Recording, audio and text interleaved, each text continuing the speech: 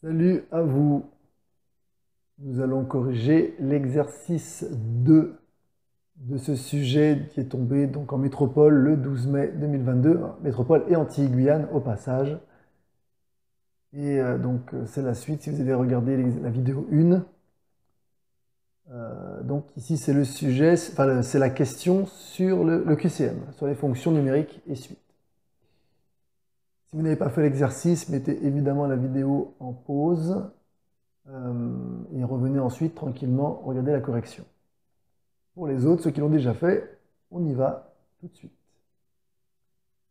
Alors, cet exercice est un questionnaire à choix multiples. Pour chacune des questions suivantes, une seule des 4 réponses proposées est exacte. Une réponse fausse, une réponse multiple ou l'absence de réponse à une question ne rapporte ni n'enlève de points. Pour répondre, indiquez sur la copie le numéro de la question et la lettre de la réponse choisie. Aucune justification n'est demandée. Alors c'est parti.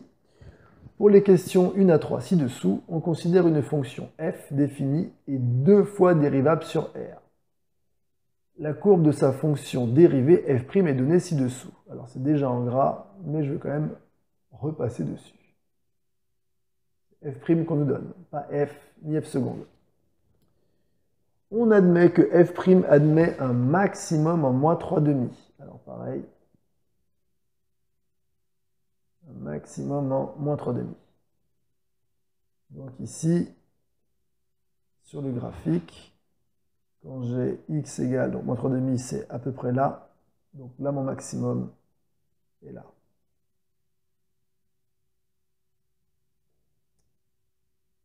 Et que sa courbe coupe l'axe des abscisses au point de coordonnées moins 1/2, 0.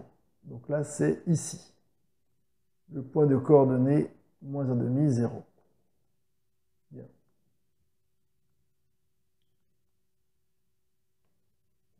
Question 1. La fonction f admet un maximum en moins 3/2. Petit b, la fonction f admet un maximum en moins 1/2. Petit c, la fonction f admet un minimum en moins 1/2. Réponse D, donc au point d'abscisse moins 1, la courbe de la fonction admet une tangente horizontale. Alors, on y va. J'ai ma courbe de la fonction f' et je constate que quand x est inférieur à moins 1/2, f' de x est positive.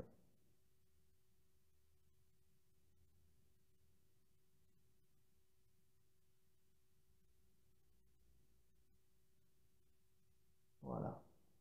Et lorsque x est supérieur à moins 1/2, f' de x est négative.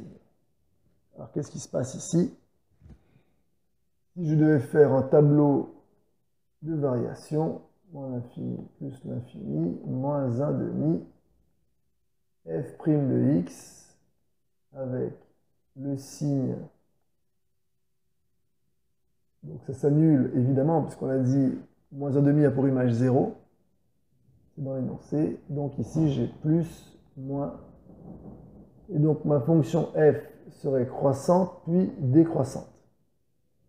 On aurait donc un maximum pour x égale moins 1/2. Et c'est la réponse B.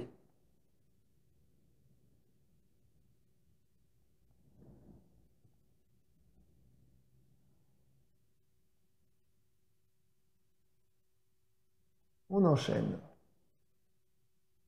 Question 2. La fonction f est convexe sur moins l'infini moins 3/2, intervalle ouvert moins l'infini moins 3/2. Petit b, la fonction f est convexe sur l'intervalle ouvert moins l'infini moins 1/2. Petit c, la courbe grand C de f représentant la fonction f n'admet pas de point d'inflexion. Petit d, la fonction f est concave sur l'intervalle ouvert moins l'infini moins 1/2. Alors, on revient sur ma courbe de f'. Je sais qu'une fonction est convexe si sa dérivée première est croissante. Or ici, on nous apprend que sur l'intervalle, enfin quand x, on va dire tout simplement, si x est inférieur à moins 3/2, la fonction f' est croissante. On nous dit que c'est le maximum de f', et voilà. f' me donne un maximum moins 3,5. Donc ensuite, si j'ai un maximum, c'est qu'ensuite elle devient décroissante. Donc, si x est supérieur à moins 3,5, f' est décroissante. Ce qui signifie que f est convexe quand x est inférieur à moins 3,5 et concave quand x est supérieur à moins 3,5. Et ben, c'est directement voilà, la réponse A. La fonction f est convexe sur l'intervalle ouvert moins l'infini, moins 3,5. Question 3. La dérivée seconde, f seconde de la fonction f vérifie, petit a, f seconde de x est supérieur ou égal à 0 pour x appartient à l'intervalle ouvert moins l'infini, moins 1,5. F seconde, petit b, f seconde de x est supérieur ou égal à 0 pour x appartient à l'intervalle moins 2, moins 1. Petit c, f seconde de moins 3,5 égale 0. Petit d, f seconde de moins 3 égale 0. Alors, hop, on a dit si x est strictement inférieur, là, boum, je vais préciser. Si x est inférieur à moins 3,5 strictement, f' est croissante, donc ça signifie que sa dérivée seconde est positive. Et si x est supérieur à moins 3,5, f' est décroissante, ce qui signifie que sur cet intervalle, f seconde est négative. Donc il y a un changement de signe de la dérivée seconde en moins 3,5. D'accord? Donc ici, la réponse est fausse, la réponse A est fausse, la réponse B est fausse aussi. Donc, ben voilà, la bonne réponse est la réponse C. Voilà. F seconde de moins 3,5 égale 0, et c'est pour ça qu'on a un maximum en moins 3,5.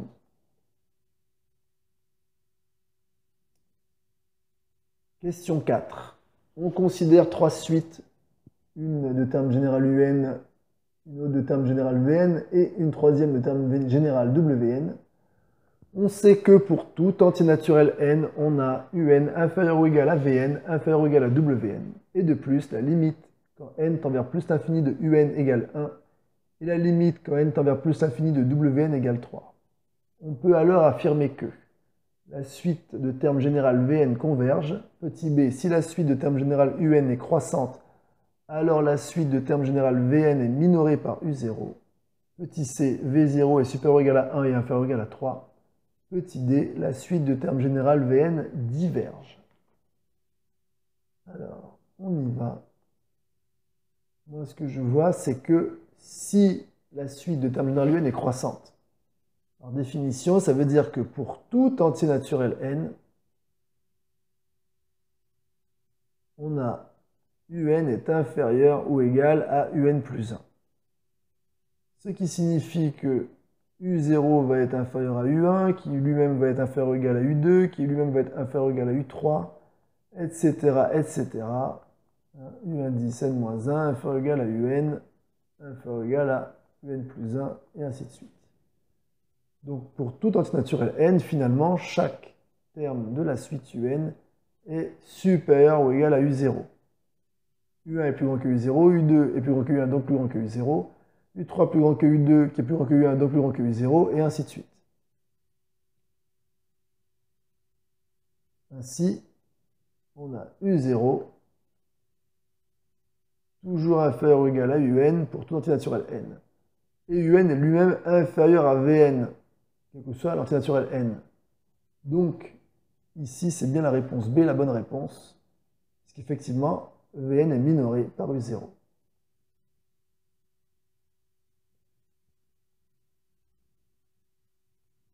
Ok, on passe à la question 5, alors la page suivante.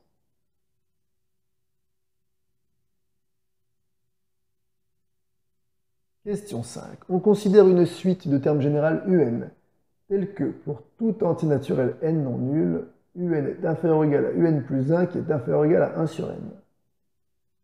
Alors, ici, Un inférieur ou égal à n plus 1, on l'a dit, ça veut dire que la suite Un est déjà croissante. La suite de termes général Un est croissante. Mais le fait que ce soit aussi inférieur ou égal à 1 sur n, Vu que la fonction S sur n est une fonction qui converge, ça veut dire qu'elle est elle-même bornée, donc majorée, et minorée au passage. Et donc, ça veut dire que UN est elle-même croissante et majorée, et donc UN converge. La réponse B.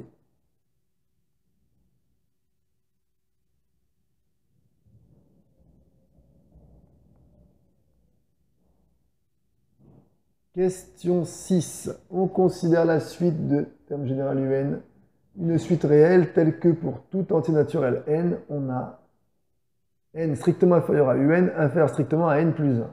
On peut affirmer que, petit a, il existe un entier naturel grand N tel que U indice grand N est un entier. Ça, je ne pense pas. Petit b, la suite de termes général UN est croissante. Petit c, la suite de termes général UN est convergente. Petit d, la suite de termes général UN n'a pas de limite. Alors, on y va. Comme d'habitude, le plus important, c'est le pour tout entier naturel n. Ça veut dire que c'est vrai, quel que soit l'entier que je choisis. Donc,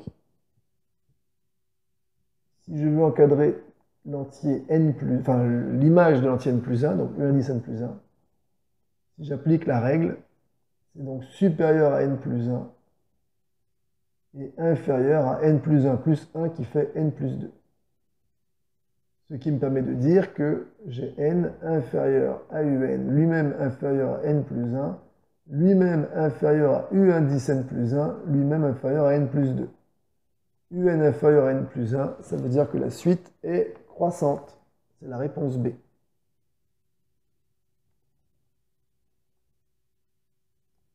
Alors c'est possible que parce que c'est vrai pour tout entier naturel n, hein, j'insiste. Hein. Voilà, c'était la dernière question de ce QCM. Eh bien, on va je vais vous laisser là. Je vais corriger l'exercice 3 dans une autre vidéo. Et si ça vous a plu, ou si vous pensez que ça peut aider d'autres personnes, pensez à partager cette vidéo. Vous-même abonnez-vous. Et je vous dis à bientôt pour l'exercice 3. Bye bye.